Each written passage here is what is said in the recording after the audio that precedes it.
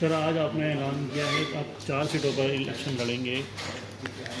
4 के अलावा क्यों और सीटों पर आपका पार्टी इलेक्शन नहीं कैंडिडेट नहीं उतार रही?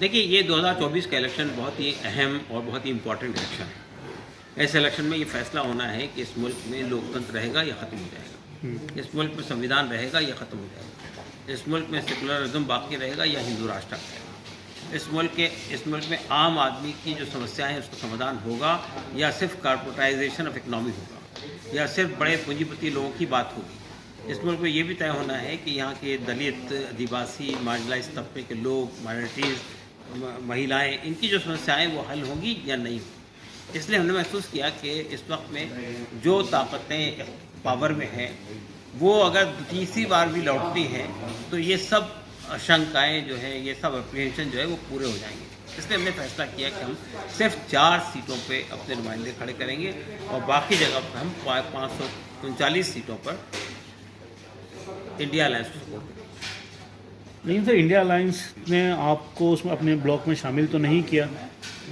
देखिए, असल में इंडिया अलायंस ने शामिल नहीं किया, ये उनका इशू है। देखिए, हम यहाँ इस इलेक्शन सिर्फ अपनी पार्टी के ख़ास इशू के लिए नहीं लड़ रहे हैं, हम देश के लिए लड़ रहे हैं, हम देश में संविधान के लिए लड़ रहे हैं, हम लोकतंत्र के लिए लड़ रहे हैं। तो हमने महसूस ये किया है कि even if suppose India alliance हमको अपने गठबंधन में शामिल नहीं करता है, तब भी इस बार हम इंडिया अलायंस सपोर्ट करेंगे। इसलिए कि देखिए, लड़ाई बुनियादी तौर पर इस वक्त दो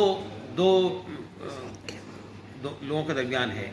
एक तरफ वो लोग हैं जो कॉन्स्टिट्यूशन को बदलना चाहते हैं, एक तरफ वो लोग हैं जो लोकतंत्र को ख़त्म करना चाहते हैं, एक तरफ वो लोग हैं जो फांसीवाद को लाना चाहते हैं, एक तरफ वो लोग हैं जो कॉन्स्टिट्यूशन को बचाना चाहते हैं, एक तरफ वो लोग हैं जो संविधान को बचाना के लिए बाकी रखना चाहते हैं, जो लोकतंत्र को बाकी रखना चाहते हैं। तो हमको जाहिर है इन दोनों में फैसला करना पड़ेगा। तो हम फैसला उन्हीं लोगों के पक्ष में करेंगे जो इस मुल्क के संविधान को, लोकतंत्र को बचाने की कोशिश। भारतीय जनता पार्टी तो ये कह रही है कि वो 400 से ज़्यादा सीटें हासिल करने जा रही है, 370 खुद बीजेपी लाने जा रही है। ये जो इस तरह के बयान आ रहे हैं उसको आप कैसे लेंगे? देखिए, ये बयान लोगों को यानी भटकाने के लिए लाए जा रहे हैं। भारतीय जनता पार्टी 400 सीट लाएगी तो फिर इतना हंगामा करने की जरूरत क्यों है आपको? ये 2 चीफ मिनिस्टर को आपने जेल के पीछे धकेल दिया है, कई पार्टियों को बीच में से आपने तोड़ दिया है, फिर आप जो है कांग्रेस पार्टी के अकाउंट को आप फ्रीज कर देते हैं, आप लोगों के पीछे ईडी लगा देते हैं, किसी के पीछे जो है सीबीआई लगा देते हैं, किसी को जेल के अंदर भेज देते हैं, किसी को। ये सब इतनी बौखलाहट क्यों है?